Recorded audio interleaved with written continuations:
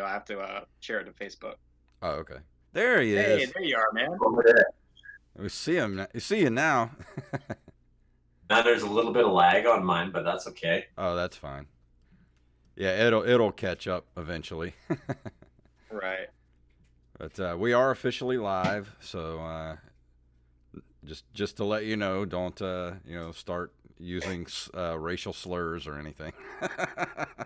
Yeah. You don't have to worry That's about me too much.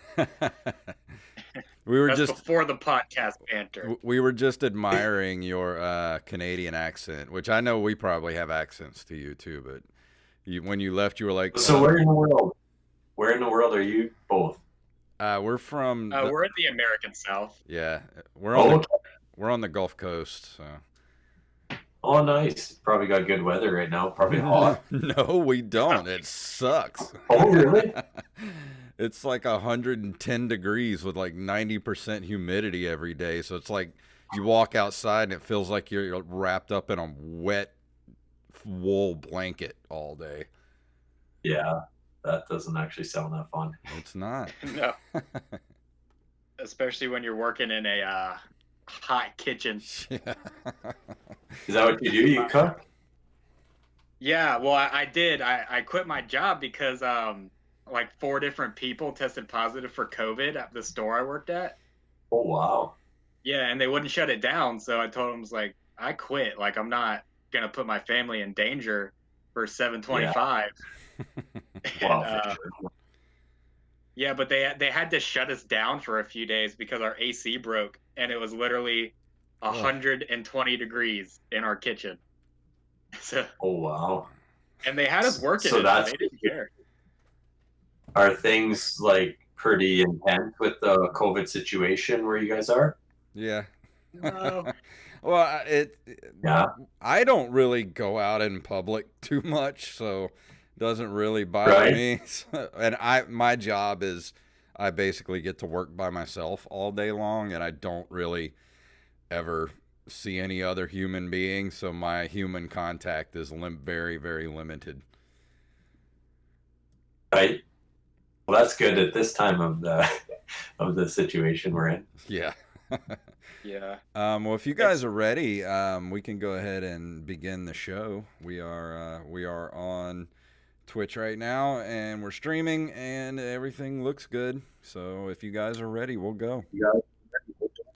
Yeah, just I gotta say this is pretty cool. This is my first Discord interview, so this is pretty awesome. Yeah, it sounded a lot better on your computer, but I mean, you still sound okay. But it's just way more like room sound when you're on your phone like that. But I wish we could have gotten your camera working. Actually, I couldn't find my phone. I had another computer beside that one, so I'm on the computer. Oh, okay. Well, yeah, we'll go ahead and get started, and yeah, here we go. In 3, 2, 1.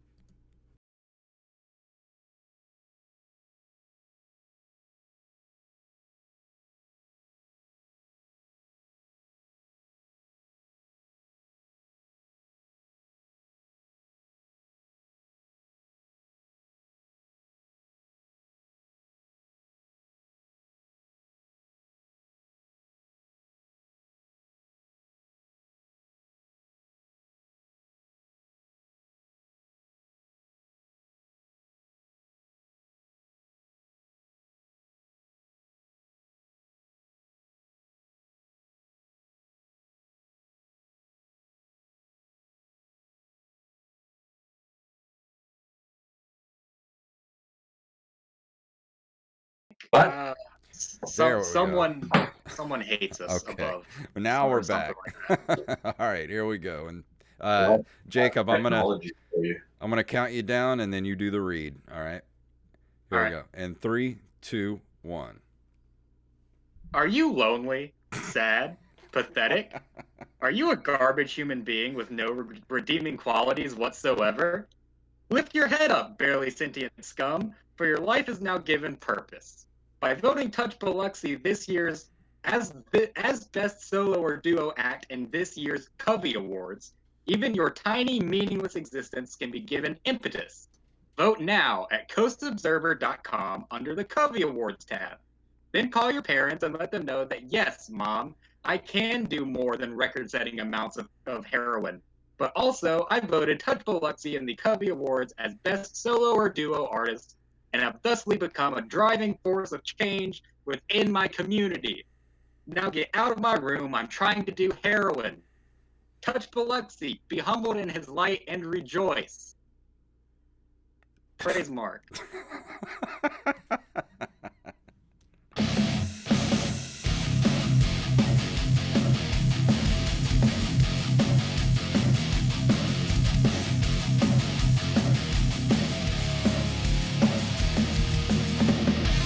Welcome back to another episode of the Open Micers podcast. My name is Jason Robbins.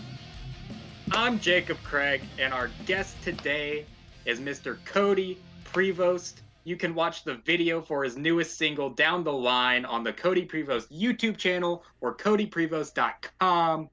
Welcome to the show, Codie. Hey, thanks, boys. This is great to be here. I was telling you a little earlier, my first Discord interview, so this is new to me, but it's exciting, and thanks for having me on this show. It's amazing. Oh, dude, thank you for coming on.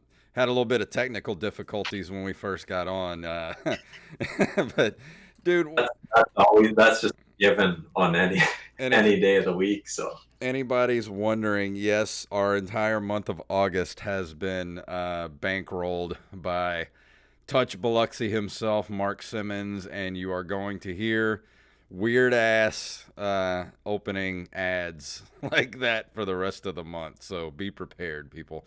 And then we're also going to be... Of course he decides to sponsor us the month we have two celebrities on, and we have to read embarrassing shit like that in front of them. I wasn't sure what was going on there. That's I see how that was an advertise that you ran. Yeah. Mark's definitely putting the comedy in comedy podcasting. Yeah. Awesome. Mark's an interesting guy, to say the least. He was on the show a few weeks ago, and that was a wild time. But first we want to start off by you are a musician, and the first thing we got to ask is, you are a country musician. That's right. How exactly does a Canadian get into country music?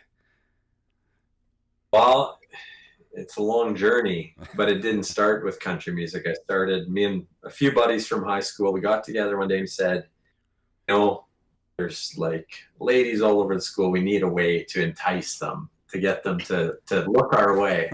And so what we did is we got together and we started a punk rock band. And so we were in home economics class one day, and we were learning to sew, because that's what you do in home economics class. And you learn to sew and cook. And we were learning this one hem this day, and it was called a blind hem. And I said, boys, at the time we were listening to Blink-182 and Green Day, and we're listening to like Metallica, AC/DC. And so we just said, that's the name. We're Blind Hem. We're going to be a punk rock band.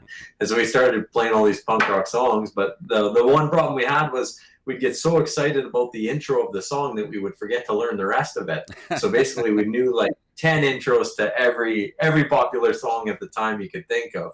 And, I recall a time, like I grew up, my mom and my uncle always played guitar around the campfire, but when they played, it was country music. It was Johnny Horton, it was Johnny Cash, Loretta Lynn, like all these classic country artists. And, the one thing that struck me about seeing them play was, it didn't matter at the family reunion if people were all of a sudden starting to fight because they've had too many beers or what was going on.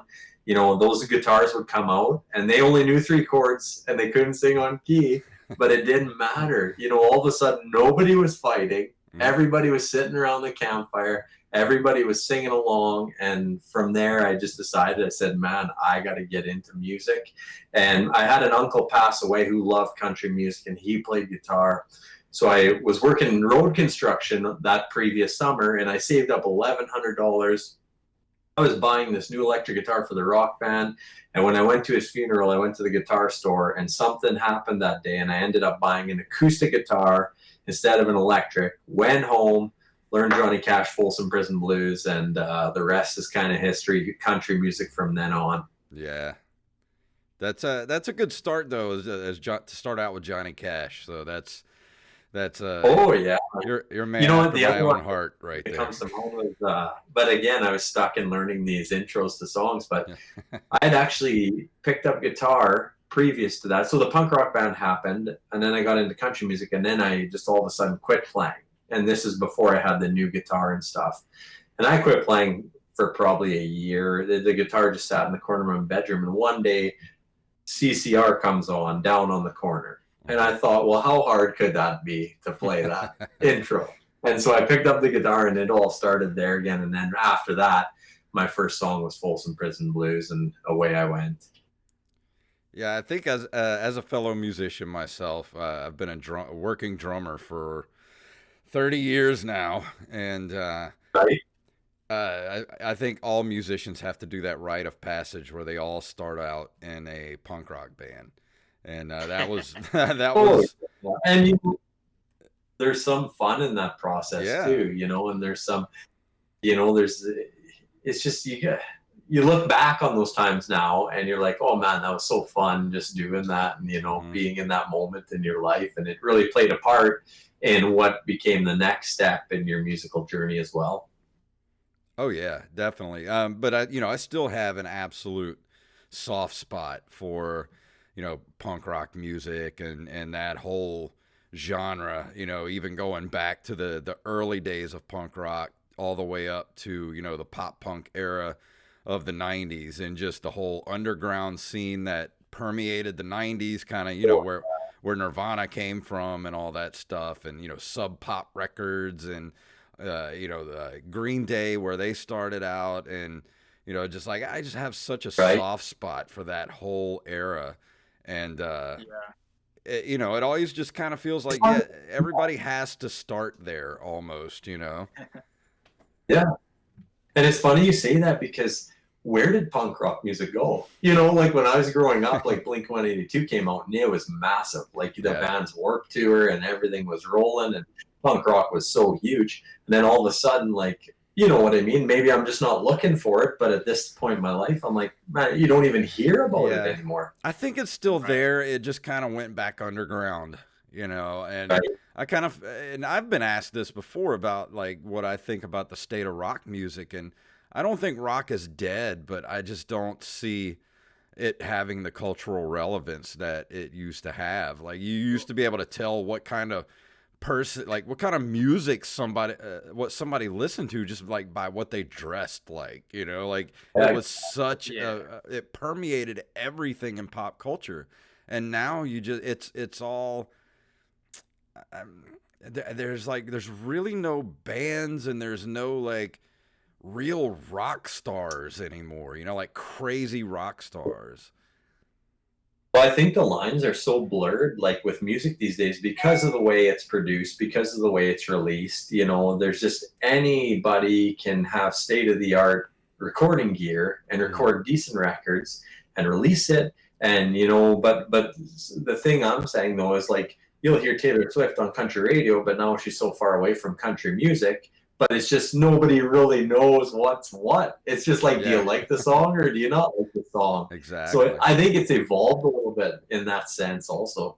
But it rock music, like, it doesn't have that rebellious attitude that it I don't know, maybe it just became too mainstream, and because of that, it kind of it wasn't the rebellious thing that it was back in the day. Well, a lot of it too is also just getting on the radio, because you have country stations and pop stations and rock stations, but you don't have punk rock stations anymore. Like, yeah. I mean, and they're not going to play punk rock artists on the radio because they kind of can't, either because of the language or the message or whatever. Yeah, for sure. Well, no, it's definitely a different landscape but you know what I mean? Like, I was a little bit younger, so I didn't experience the whole go to the rock and roll concert at a stadium. But I watched all the movies, like every single movie, like Rockstar and like that. Like, they're even making more now, because I think it's becoming like, people look back at how it was, and I think they're like, it excites them, you know, because it was like they were, you know, everybody who went to those concerts, they were a part of something massive. Like, you know what I mean? Those songs, when they were released, those songs, like the radio was the only way to hear new music. So it's like or you ordered the band CD, but, you know, or, well, I shouldn't say CD, tape, whatever you had at that time.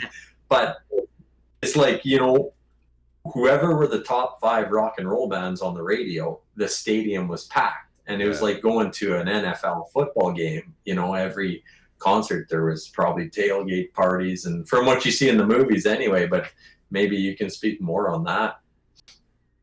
Well, even back when, and I don't even know if you know this, Jacob, but you know, I was in a band called Fall as well in the early 2000s, and we were signed to Universal Records, and then we went to Imprint Records, and we were on tour with Three Doors Down and the Exies, and you know, we were kind of at the tail end of that whole kind of rock star, rock radio thing, and we could see it crumbling down at the time, because you look at mainstream terrestrial radio, and I mean, at the time they were playing tired old 10, 12-year-old playlists, and you listen to the radio now and it's still the same. It's, as of now, a 25-year-old tired old playlist they're still playing. Like, I can turn on our local rock station and I can set my watch by when they play Rooster by, you know, Alice in Chains every day. Yeah. It's like every 30 minutes. Yeah. Once every 30 minutes they play fucking Rooster. I want to call them up and be like, you know, there's new music out there now. Like, you're officially a classic rock station now. There is one time I had a song that was like, I forget how long it was, but it was the shortest country song basically that any radio programmer had ever got. So every time the news was coming up, they would play that song because it was the only song that fit that spot. So maybe Rooster is kind of simple. I don't know, maybe it's not, but it's funny you say that because it makes me think of that. It's just... At least he got a lot of airtime. Yeah. Yeah. Sure. Well, it still gets royalty. And that was like in 2004, I recorded that first album, and it's a song called Next Weekend. And we edited it especially for radio because it has a huge outro, like a very long outro. And so we edited all that off, and like it's like every time I hear that song, I'm like, and you know, you think they play more current stuff, and then the next thing you hear is, and the weather today is going to be sunny and 40 degrees. So I wanted to ask you, you know, you're a current musician. Me, I'm kind of semi-retired at this point. We only play like one show every 2 years at this point. Me too right now, man. I wanted to ask you, like, how, like, about your career exactly. Like, do you have a record label, or are you completely independent, or how does things really work these days, especially with like you said, you know, anybody can have like a SoundCloud account, everybody can upload their own album to like CD Baby and different aggregators and stuff like that. Like, do you even really need a record label these days? Well, it just kind of depends on what you want to do, but like, so I haven't, like, I've had a record label in Australia before, but never in Canada, never in the US. And basically I've always just, like, from day one, like when I was getting ready to do my first album, I went in and I put together a 5-year business plan. I had things on that plan, like shoot music videos, be on tour with bigger bands. At the time I was playing for $100 a night in these bars that, you know what I mean? It's just, it was kind of scary, but it was the best place an artist can start out is like, just bring your guitar, go to those bars and force yourself to play for those people. And you'd be surprised how fast you get knowing how to entertain a crowd of people that you're not sure what's going to happen that night. So that's basically what I did for the first 2 years, and then put that business plan together. Went into the banks, got turned down. They're like, well, no, we're not going to loan money to a musician, like, to go record a CD in Nashville. And so I found a group called Community Features, and they fund rural businesses in rural Canada to keep those smaller places growing and thriving. And so I went in there and I met with the ladies and I showed them the plan. And they said, Codie, you're 18. We've never seen anybody at 18 put a 5-year business plan together. Why don't you come back in a week? We're having a annual board meeting and we can make a decision. So 1 week later, I showed up there and had a plan for everybody. And they said, also bring your guitar. We want to hear some of the songs. So I thought, well, they might want free entertainment or they're actually giving me a shot at this. So I sat down in the room and I played them a few of the songs that I'd written for that album that I was going to go to Nashville and record. Mm-hmm. And a week later, I got a phone call and they said, yeah, you're approved for the loan, Codie. We're going to enable you to travel to Nashville and record that first album. And so since then, man, I've just been like, you know, I obviously have a great booking agent that I work with.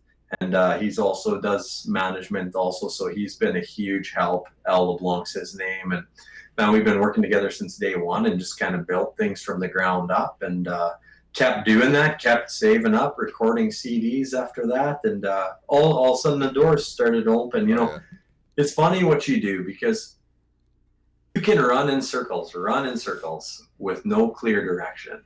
And you sit down for one day or for even half a day and you write out, what do I want the next year, the next 2 years, the next 5 years to look like? And you actually, and it takes some bravery to do this because when you're playing a small town bar where you're getting a beer bottle thrown at you, and then you sit with a pencil at the desk and you write down, you know what, I'm going to be on tour with bigger bands, be nominated for country music awards, be shooting music videos.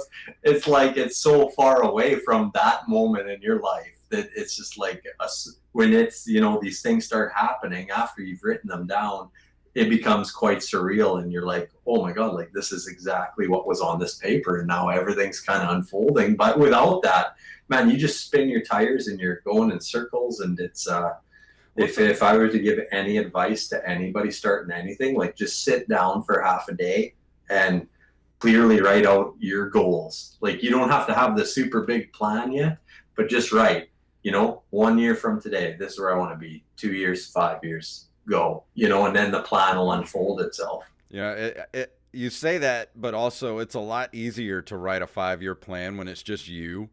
But when you're in a band with like 4 other dudes, it's like my 5-year plan back when I was in Fall as Well was like, all right, first year, keep singer from ODing on heroin.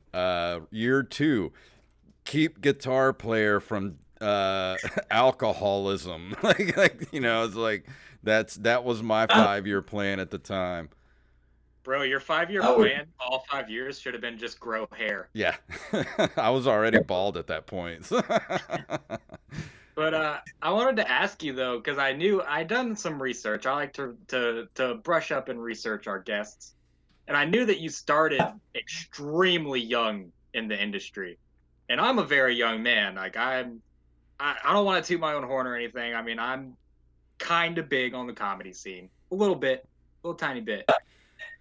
I'm only 20, though. And I've met a lot of bookers who look at my age first, and they're just kind of like, yeah, but you're a kid, and you don't know what you're talking about or doing. Like, did you get any of that when you were first starting out?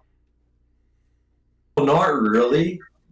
And well, I shouldn't say that. I got that in a financial sense from the banks. Like I got turned down at 3-4 banks because it just wasn't a great investment for a bank because they're like, well, what do you have for collateral? And I said, well, I have a 94 GMC pickup truck and that's all I had. So it just wasn't working out. But so that's where I kind of ran into my obstacles. But because I kind of built,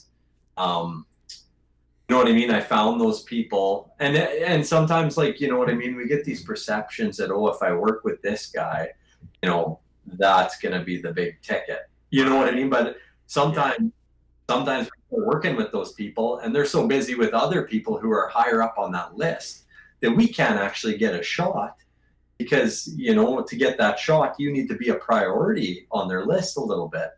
So that's where I found like working with people who had skills, you know what I mean? Had skills, like the guy who was booking and managing had people skills. He was already, you know, working with other singers before that. And, you know, but he was just really aspiring to do it and wanted to, and he wanted to have a great time doing it. And so we got together and we started working together. And I said, man, like you book the shows, I'll pay you a percentage of the shows. And so like for him, it was awesome. For me, it was awesome. Hmm. And, and then all of a sudden, down the road, those people who maybe you were looking at maybe getting to book you shows, all of a sudden there's an opportunity, but now you've built a track record a little bit and you're getting great feedback from the crowds and you're building press kits and you're and then all of a sudden, you got some leverage to work with to become a priority to those people who may help you get to that next level again. Have you ever thought about doing like a Patreon sort of thing, like even joining Patreon? Because that's a lot of what musicians do these days. I mean, that site was built by musicians, and it's basically where people can just subscribe to you and you get money every month. I mean, we do the same thing for the podcast here. We just launched ours last week. It's basically for creative people to get out there and people can subscribe to you, give you money, and you give them product. And to be honest, and I'm not tooting my own horn, I even have it written down on one of my old day planners. I had the idea for Patreon 12 years ago in 2008. Yeah. God. And Here comes Uncle Conspiracy Theorist Jason again. I presented it to the band because my idea was, at the time, I said, look, why don't we do this? We build a website, right? And we put it behind a PayPal paywall where people can pay us like $5 a month, $3 a month or $5 a month. And behind that paywall is, we write and record a new song every month that they get. We do webisodes, we do podcasts, and put it all behind that paywall. And people, when we go around and play shows and get new fans, we have these little cards we give them like, hey, come to our website, subscribe to the band. It's just a couple of dollars a month. You get huge discounts on merch and all that kind of stuff. And they're like, you're nuts. We ain't going to do that. We're just going to record a CD and go play. Here we are 12 years later. Patreon's a thing. And, bands are making, like all you need these days, and I don't know who said this, but as an independent artist, all you really need is about 10,000 people to follow what you're doing to make a nice living doing what you're doing. And that's, for sure. Honestly, it's not a lot of people, but the thing people don't understand is like if you're on a major label or any kind of label, really, they're making most of the money. Then, it trickles down to, your management, your lawyers, and everything else. And another thing people don't understand is when you're with a major label, that's not just money that's given to you up front. It's like they're basically like banks. They give you money up front and then they want that money paid back plus interest. That's why most musicians who should have retired 50 years ago are still touring because they're broke. Yeah, no, for sure. So actually, it's funny you say that because last August I started my own fan club, Codie Roadies, and it's a similar thing, but it's kind of my own community there. And so it's through my website or whatever, but it's a membership site. And then basically, like you're saying, like I do exclusive content every Thursday. I do fan phone calls. I do, chats every second Wednesday. I do, live streams. And I actually just started implementing the online Codie Roadies house concerts.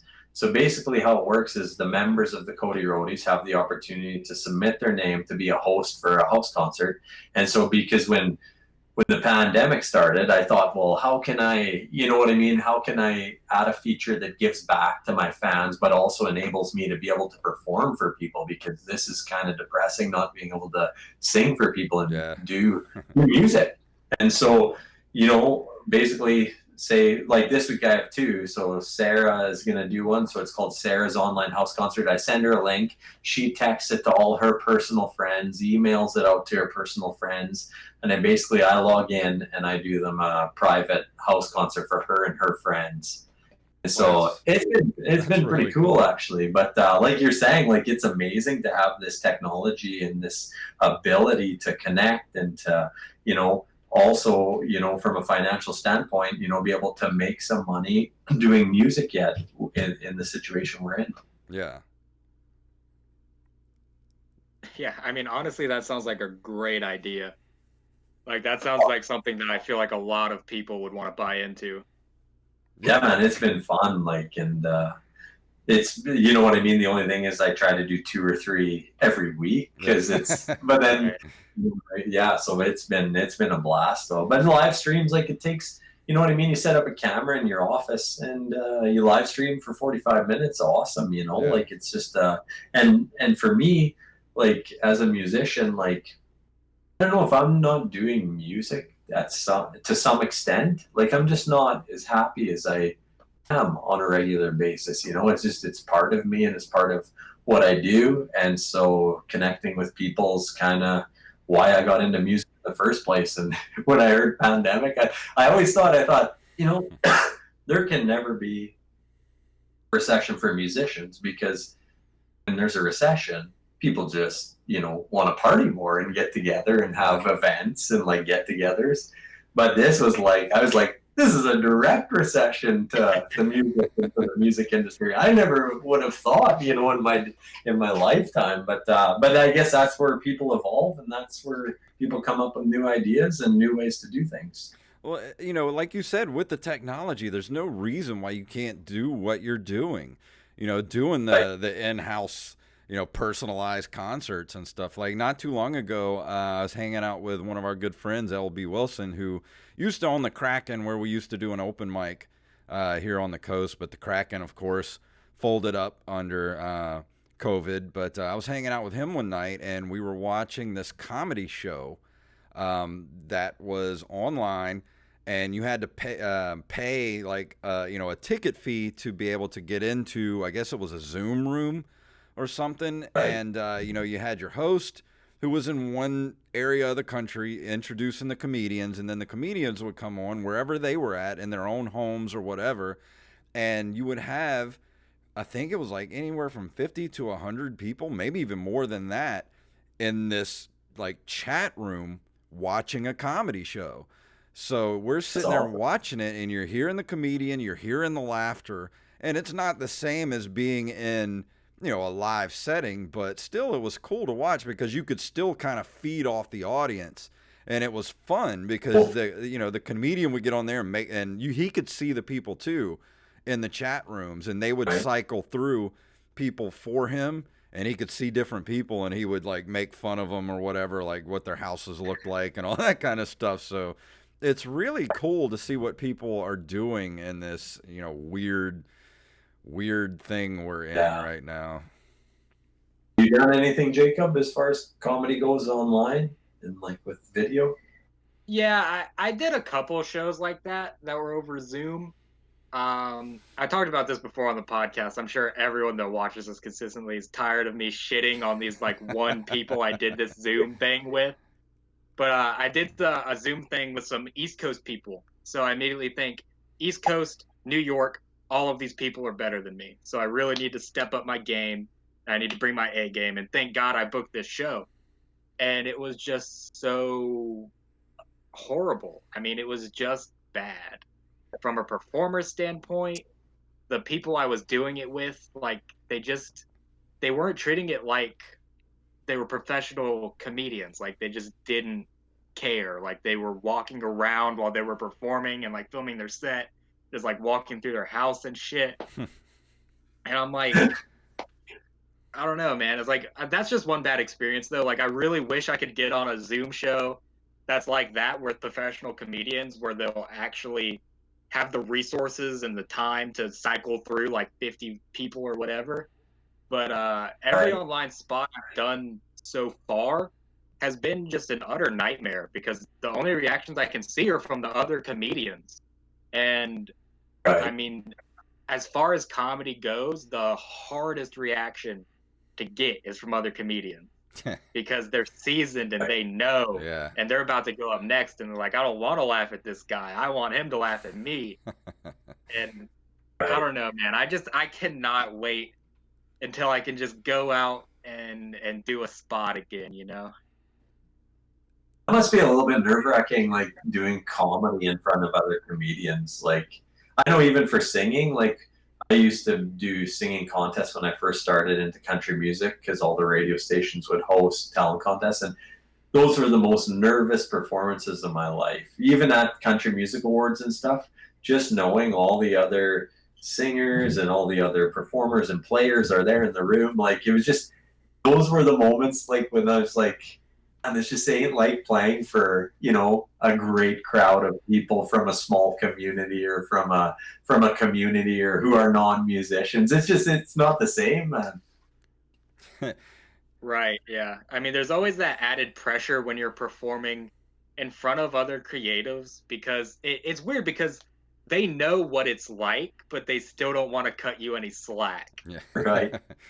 I Like honestly, even though like, hey, you were in my position last week, guy. Like, I like the challenge of trying to make the other comedians laugh, because if I can make the comedians laugh, I know I'm doing something good. And there's nothing better than, especially like around here when we're at an open mic and I come up with a new joke or something I don't really know is funny or not, and I you know, let this new joke out and the crowd doesn't laugh or they kind of chuckle, but I hear Jacob cackling at the back in the back of the room, I know I'm on to something. yeah, I have the most like recognizable squeaky radiator laugh because I'm the kind of person where I don't laugh like to make people feel better. Like I don't nervous laugh or pity laugh. Like you actually have Right. to make me laugh. So if you hear me laughing, Yeah. it's like I've done quite a few jokes that I've worked because I hear Jacob cackling in the back of the room and I'm like, okay, this is something and I got to keep going forward with it. That's awesome. right. Boys, I might have to sit on my desk soon. The sun is kind of setting here and See it's that? coming through the blinds. Right. That's all right, man. You got that kind of angelic ray Yeah. coming down, you know. But we got about 10 minutes left or so. We usually like to go 40, 45 minutes if we can. And we usually do like a top 5 list with our guests. But we didn't really know what to do with you. But I was thinking, like, what are some of your favorite, like, what are some of your influence? Like, if you had a top 5 favorite, you know, bands or musicians, whatever, like, what are some of your top 5s? Well, I'm into quite a bit of everything, I guess I would say. Like from starting out my music career, I was really into Keith Urban, and then because he's just a great performer, great guitar player, and then from there, Eric Church came on the scene a little while later, and his songwriting just blew me away. And like from that standpoint, like that is what inspired me for years to get better at writing, just listening to his albums, and then. You know what I mean? John Mayer. I love John Mayer. Love all his stuff. Yeah, listen to him all the time. You know, there's a band from Canada here called the Brothers Landreth. They kind of got a John Mayer thing going on, but they got their own unique sound to it. And man, just the Joey who's in the band, and also there was a drummer named Ryan. They used to also play in my country band.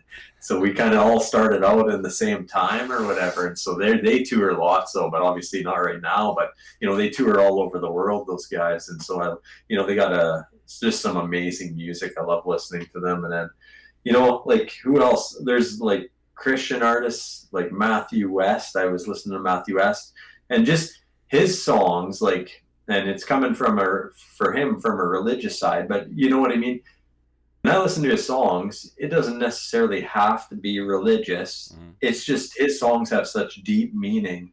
You know, there's a song called Two Houses about two parents that are divorced, and it's about the child in the middle kind of going back and forth to two houses. And so, you know, when I hear songs like that with that much substance, like there's just, that's what gets me, is songs that have substance like that that have a great groove, that are just like well produced, and just like that's kind of right up my road. Yeah. So if you could go on tour with anybody, like opening up for any act that in the world, who would you want to go on tour and open up for? Man, that's a good question. But Eric Church would be a good one. Like that'd be a pretty amazing tour to be a part of. But also, like if I had the chance to go on tour with John Mayer, I think it'd be cool because it'd be such a differentiating opening band to what's next. You know, I've played some shows. Like we played with well, there's a Canadian band called Street Heart. I don't know if you guys are aware of them, but like they're classic rock. Like they were classic rock in Canada, had huge hits, And so we opened a show for them. You know, I opened some shows for like guys like the Oak Ridge Boys, who I'm sure you've heard the Oak Ridge Boys or whatever, but opening that show, you know what I mean? Like we're kind of rock mixed with country, and they're straight up the row kind of classic traditional country. So, you know, just to me, like when I can go see a show, like I love kind of watching like a show where there's all sorts of different performers. Yeah. You know, it's not just country. It's like you'll get 2 songs from a country artist, 2 songs from a rock artist, 2 songs from this, and because I just think music's universal, and like if you can learn to appreciate it, you just love all the different styles and all the different kinds. And to me, to see a show like that just adds so much from all sorts of angles. Yeah, especially, you know, as you get older too, you start to appreciate more styles of music too.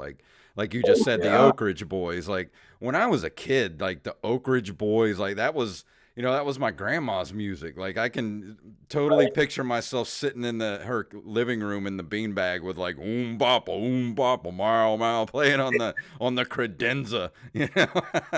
And I never really appreciated that stuff when I was a kid. Like my dad was really you know, my dad grew up as a hippie in the 60s and loved like the Doors and Jimi Hendrix and all that kind of stuff. And then once the 70s rolled around and disco kind of got, you know, like was the big thing, my dad was like, I'm not going to listen to this. I'm going to country.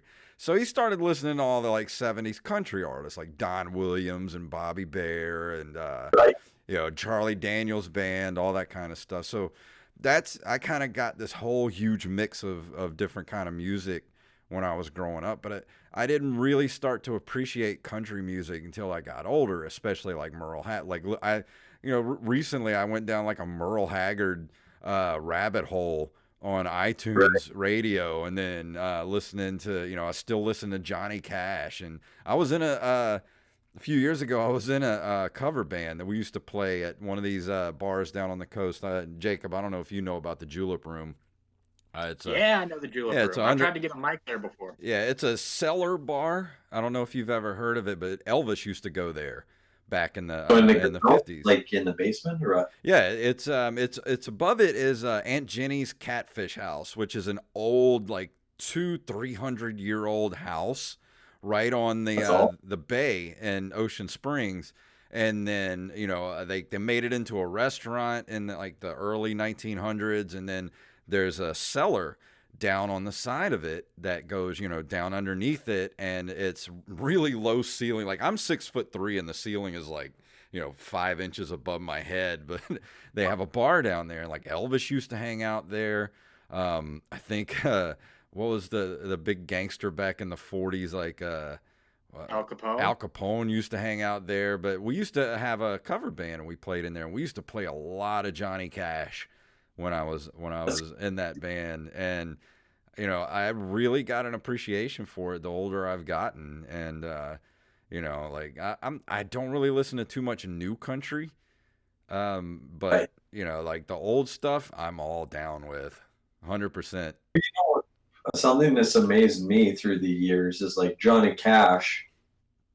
He's just as current today as he was when he started. You know, like it doesn't matter if you're in a high school performing or an elementary or like at the lake or on a big concert stage. Like everybody knows the song. Yeah, like it's not even a question. You know, it's just crazy to me. Well, the cool thing about Johnny Cash is like his guitar playing style and the way he wrote songs, even though it was super simple, it was just you know, his persona, his lyrics, the way he sang. And, you know, you can easily like learn to play guitar just by, you know, listening and playing along to Johnny Cash, because those songs were so simple, but yet they had so much behind it.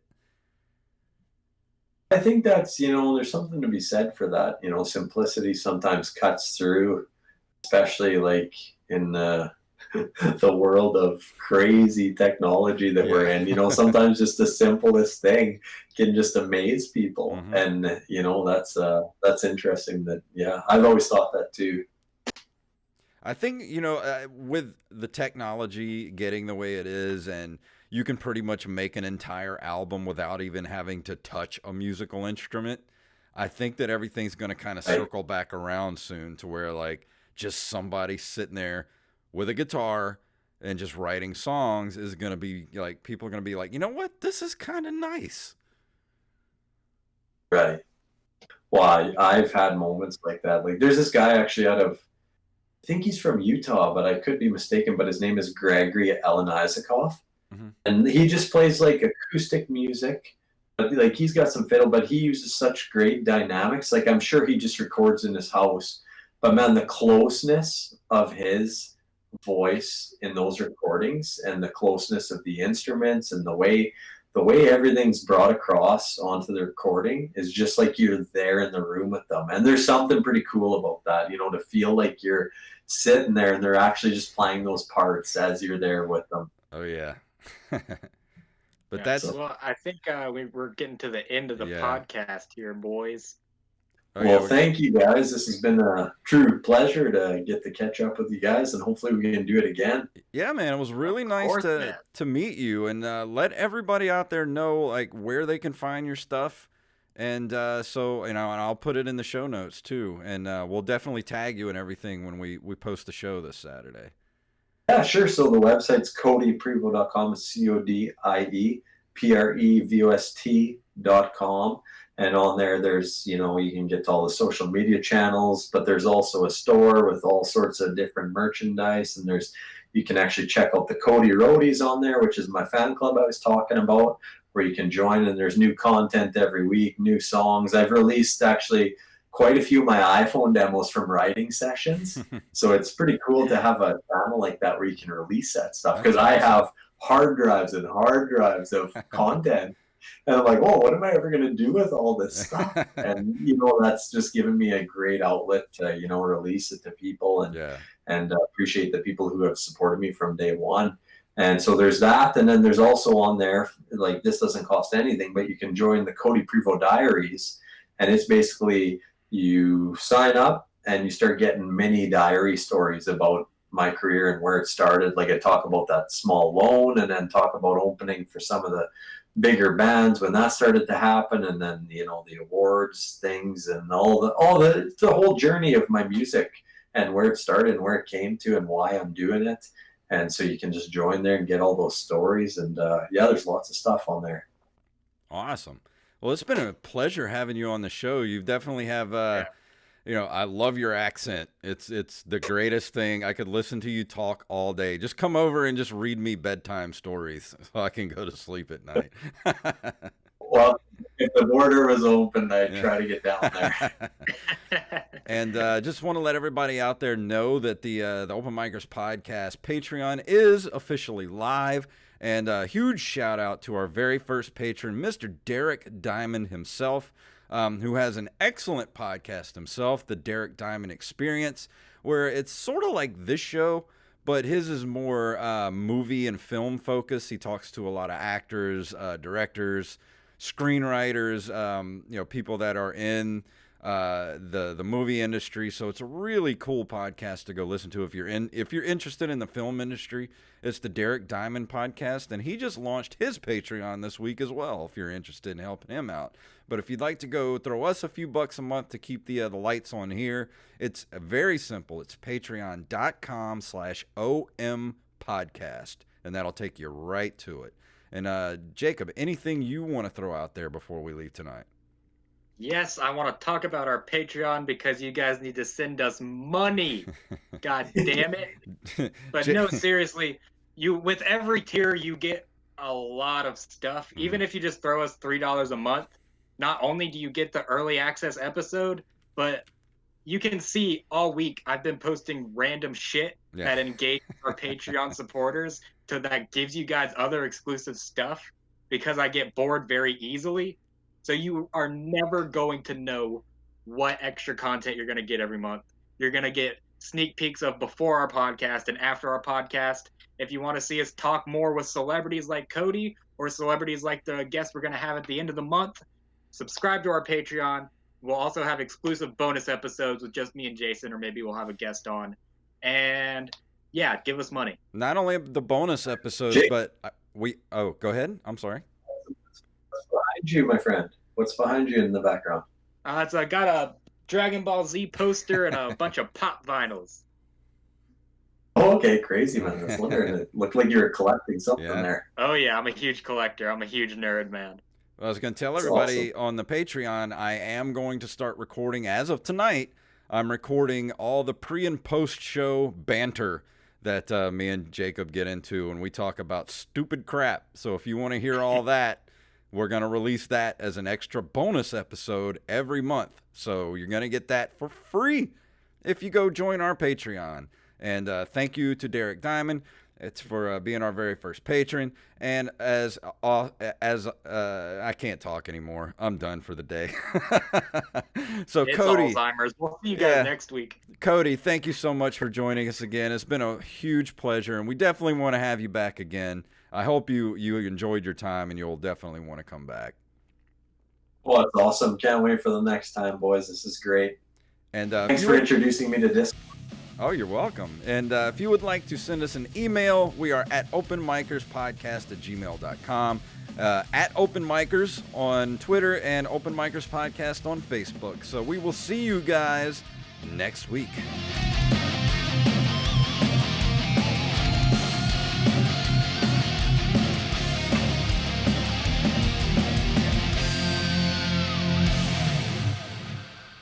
All right, guys, that was good. And thank you for watching us on Twitch tonight. Had a few viewers. Nobody was in the chat room, but we had a couple of viewers. And thank you, guys, and we will see you next week.